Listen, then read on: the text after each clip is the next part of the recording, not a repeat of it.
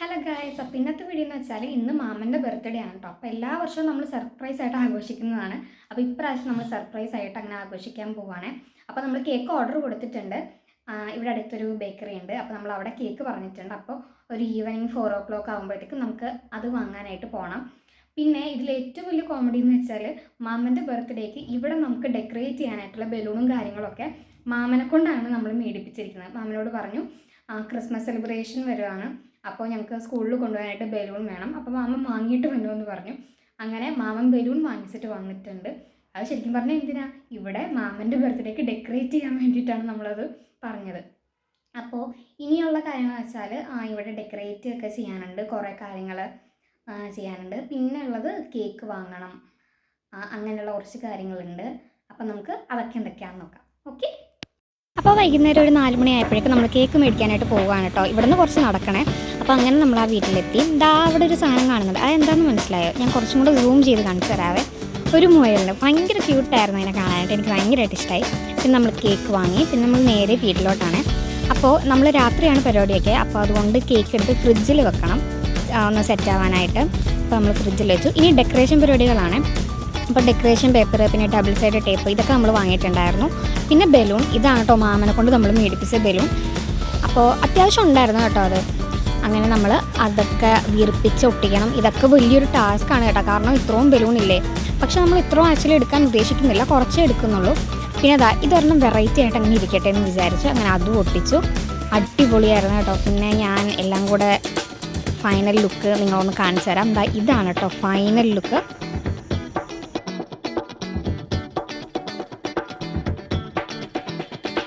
അങ്ങനെ ഡെക്കറേഷനൊക്കെ കഴിഞ്ഞ് ക്ഷീണിച്ചപ്പോഴത്തേക്ക് നമ്മൾ വിചാരിച്ചു ഒന്ന് ബീച്ചിൽ പോയി റിലാക്സ്ഡ് ആയിട്ട് വരാമെന്ന്. അങ്ങനെ ബീച്ചിൽ പോയി കുറച്ച് നേരം അവിടെ കളിച്ച് തന്നെ. അത് കഴിഞ്ഞ് പിന്നെ ക്രിസ്മസ് ഒക്കെ ആയതുകൊണ്ട് നമ്മൾ സ്റ്റാർ ഇട്ടു. പിന്നെ ട്രീ ഉണ്ടായിരുന്നു, ക്രിസ്മസ് ട്രീ ഉണ്ടായിരുന്നു. അപ്പോൾ അതിൻ്റെയൊക്കെ ഒരു വീഡിയോ എടുത്തു. അപ്പോൾ ക്രിസ്മസ് ട്രീ നല്ല അടിപൊളിയായിട്ട് നമ്മൾ ചെയ്തിട്ടുണ്ട് കേട്ടോ. ഇത് കസിനനിയൻ ചെയ്തു തന്നതാണ്. അവൻ നല്ല അടിപൊളിയായിട്ട് തന്നെ ചെയ്തിട്ടുണ്ടായിരുന്നു. പിന്നെ അത് കഴിഞ്ഞിട്ട് കരോള് കളിക്കാനായിട്ട് കുറച്ച് പിള്ളേർ വന്ന് അവരുടെ കുറച്ച് നേരം ഡാൻസും പാട്ടൊക്കെ കേട്ടങ്ങനെ നിന്നെ. എനിക്ക് കുറച്ചും കൂടി ഇഷ്ടപ്പെട്ടത് പപ്പാനിയേക്കാൾ നന്നായിട്ട് കളിച്ചുകൊണ്ടിരിക്കുന്ന കൂടെ നിൽക്കുന്ന ബ്ലൂ ടീഷർട്ട് ഇട്ട ചെക്കനാണ് കേട്ടോ. അവൻ നല്ല അടിപൊളിയായിട്ട് കളിച്ചേ. മാത്രമല്ല അവർ നന്നായിട്ട് തന്നെ അത് ചെയ്തട്ടോ.